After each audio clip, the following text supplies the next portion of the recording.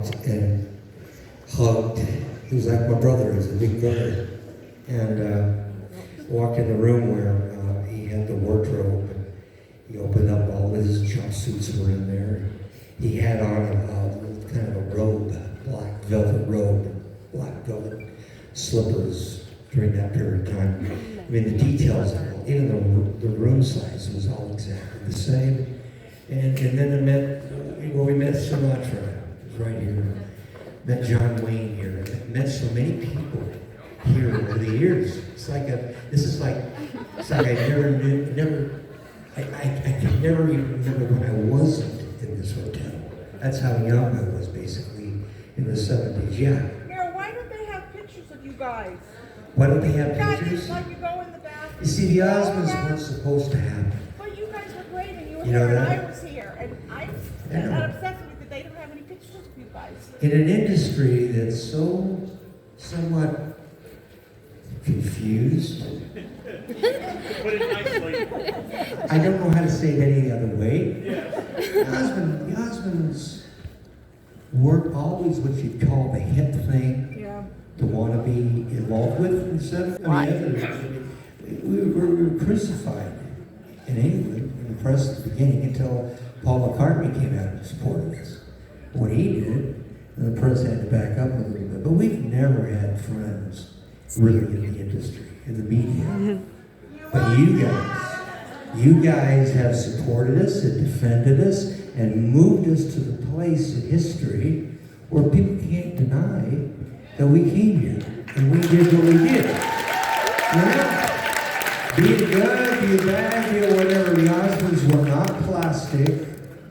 We were not phony. We were really who we were.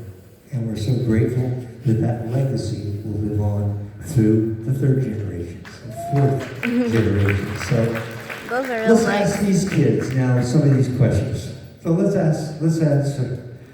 get a question here. I'm just going to wander around. It's okay. I'm going to wander around, and that way I can point through. Okay, I'll sit next to Mary.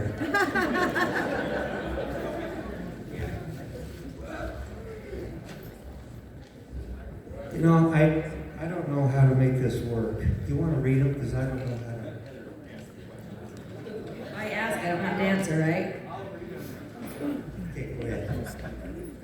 Okay. On a personal level, outside of performing, and marriage date and birth of children, what is one of your favorite experiences? Also, when do we show up for the block party?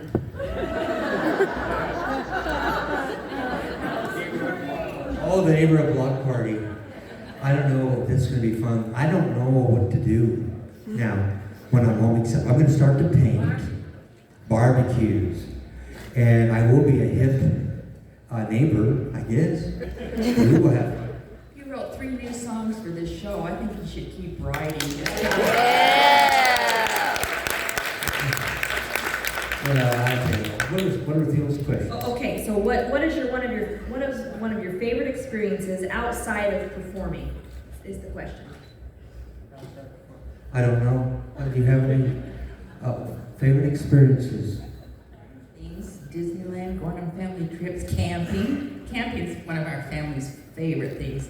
We like the mountains. Yeah. What are some of the fun things, guys, we've done as a family? Trav, you have anything you want to say about that? No? Most of our vacations centered around where you were performing. That's true. So we would just, I remember Hawaii. We were there for a while, and that was a fun one.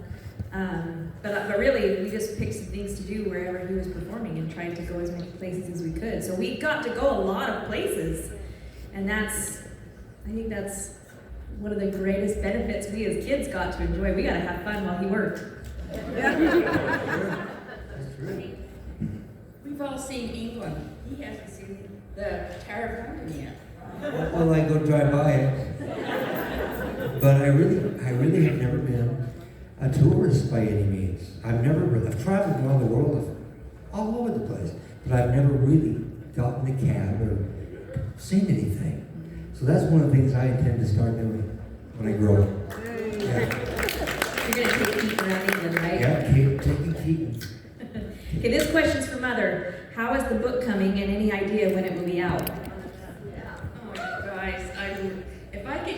man to cook and do the laundry and the dishes, it would have been done. Amen. Yes. I'm working on it. I just didn't know keep she was coming on up with stories. It's been 49 years, almost 49 years of stories. I promise you, I'm working on it. It's just going to be me writing. Don't look at the spelling, don't look at the punctuation.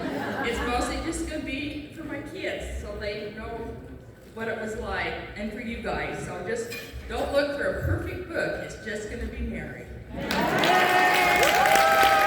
Yeah.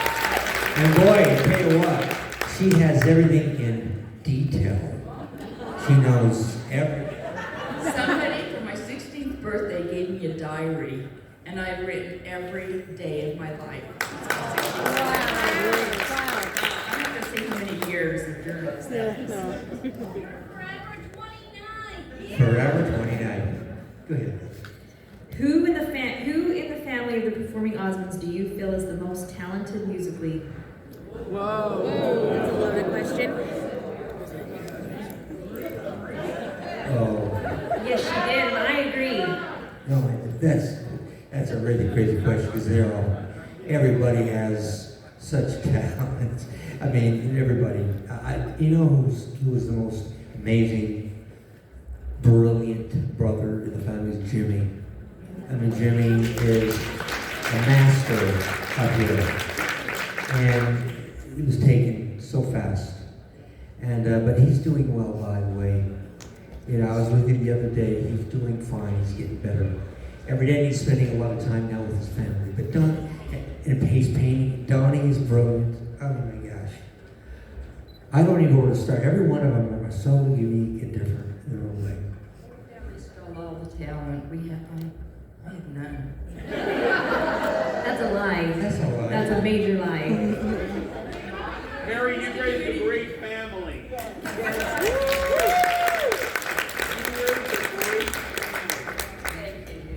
I'll say my mother may not be able to sing the notes, but she can tell you if you're out of tune. I can do that. I can hear it. I just, Merrill will say, sing, and I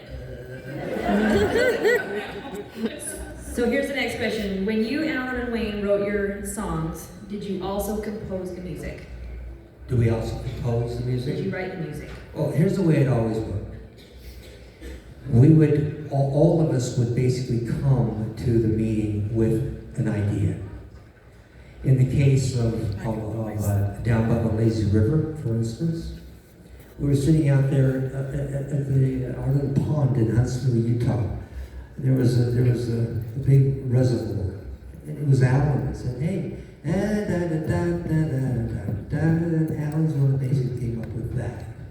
So that's all it was. We'd sit down together and write that. Alan was the lyricist. I was basically the music guy. I mean, I wrote lyrics, but I was the music guy. Love it, you could be so easy. That was me. I wrote that melody and the words. Wayne was the rocker. Wayne said that. Wayne absolutely was the key in most scenarios for our rock numbers. Hey, Mr. Taxi. Remember that one? I know Wayne. That was Wayne rocking and rolling. So he drove it and drove it and drove it. How's Wayne doing? Wayne is doing fine. He's fine. Is he as active as I wish he would be? No, he doesn't tap dance. But you know what? His mind is alert. He's in good spirits and he's happy. So he's happy.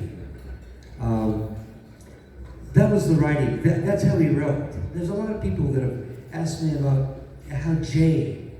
I mean, that question keeps popping up all the time. Jay definitely was there. At times, he wasn't the main writer. Jay came in, played drums, and so forth. But the writers were Alan, who was the brilliant composer.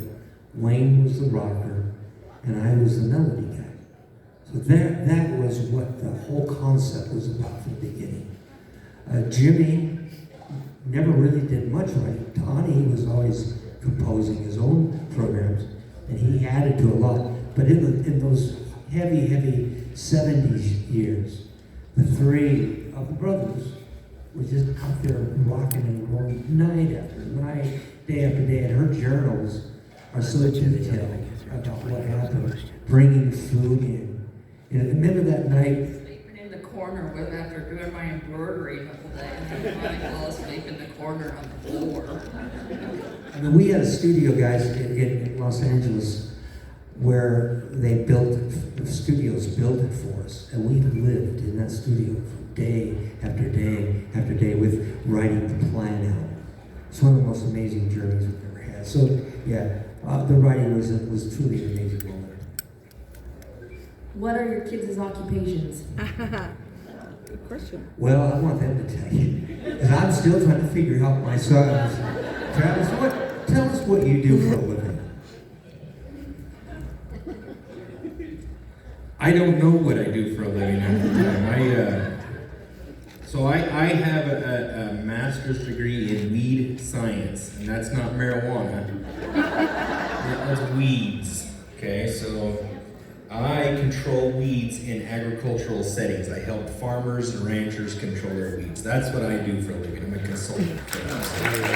Yeah, that's about as far away from the entertainment business as you can get. And tell about your helicopter rides. He has access to helicopters. I get to spray weeds from the helicopter, so this is a great experience, Mother. So Troy, I mean, just to tell him what you do.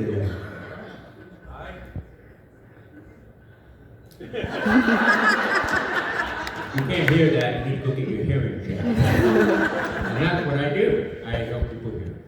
I'm actually a hearing ambassador slash consultant for a hearing aid manufacturing company called Starkey. Starkey Hearing, and love it. Maybe you know I was born with a 90% severe to profound hearing loss, and so someone gave me a chance to be able to hear and speak with passion and hear with conviction. So it's my way of paying it forward. I also run a nonprofit charity called the Osmond Hearing Fund in honor of our grandmother, and love being able to help deaf children.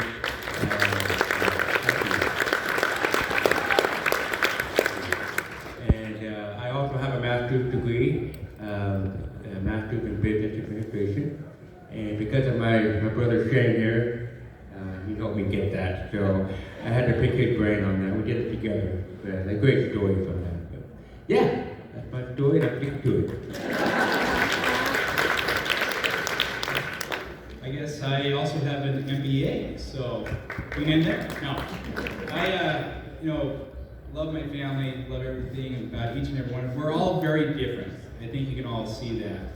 But I will say that Justin, probably about 12 years ago, got me involved with the Olive Osmond Hearing Fund. And I just fell in love with that industry, and so I became a hearing instrument specialist. So I truly do help people hear. And I did that for a while, and now I actually am a sales rep for Starkey, the hearing aid manufacturer. A little biased, but I do believe it's the best manufacturer out there. And my wife and I, we just opened our own business this last week called Soda Bomb. So we love soda. So, and cookies. So we're very busy. My kids are heavily involved in that as well, and just hoping that we can have a lot of fun. And we have a few other good employees over there too. Those two guys over there waving their hands, Peyton and Austin. Yeah. Two of our MVP employees. So Don't forget the candy apples. He makes the candy apples right over there too. I need to lose some weight. Anyway, I love food. I love we try to find things we do with passion, right? So the soda truck just opened up this last week, and it's been a great success. Love where we live, and we have a great following. So anyway, if you ever need to have any questions about hearing aids, I will answer unbiasedly. So I'm happy to help out in any way I can. Well, I am blessed enough to be able to be a stay-at-home mother. And so I chased 4 boys around from ball game to ball game to track meet, and I love to bottle food. I bake my own bread. I love being in the kitchen, and I hate doing dishes. That's what I do every day, and I love it. I absolutely love it. So, thank you. She said that's the hardest job out of anybody up here, right, Mother? But yes, no, I do. I have a wonderful husband. He's got an accounting practice. We live in a little town with a one blinking stoplight, and the grocery store closes at 7. And I couldn't ask for anything better. I love it. I thought she was an interior designer. Right. I thought she was an interior And designer. I work quality control at a company called Swan Technologies. We make emergency boxes for hospitals and residencies, and I don't remember what that, I'm gonna call it an old folks home. I'm so sorry, I can't remember.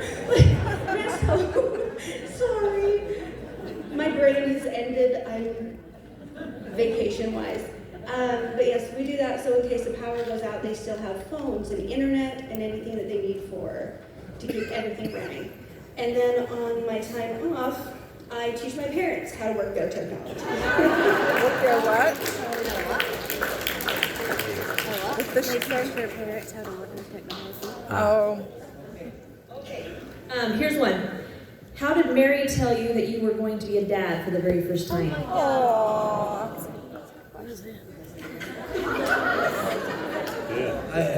It was a magical moment. It's been so long ago. Put a big sign up in the kitchen so when you walked in the door, it said you're going to be a daddy. Oh. I remember that now. Yeah, that was a long time ago. My gosh, yes. 47 years ago. No, you have that article? Oh my gosh, please. Oh, on I cannot get this to come off. Is there some way to get If this you off? had a baby and would like to have I your wanna picture in the rip it. newspaper Used to be 5 cute. minutes later. I was such a cute baby. Yeah, what happened to you? What happened? Oh, that's neat. Thank you. wow. Thank you so much. That is so amazing. Yeah. In your arms, please. Wow, thank you. You have one. Hey, how come you don't have one of Justin? How come you How don't come have- she doesn't have a picture of Justin when After that first one, you scared her away. Is that what happened? That's exactly what happened. I'm sorry about that, man. Hey, was Travis the only one that was on national TV on the Donnie Marie show? Remember when So the Donnie's- question is was Travis the only one on the Donnie Marie show? Well, you know, when Donnie's holding Would Travis. you guys like to answer that question? Who are they? Yes, I was. And again, they said no more of that. So. Was that because Donnie dropped you on your head? No, just kidding. You ruined it for the rest of us. I did.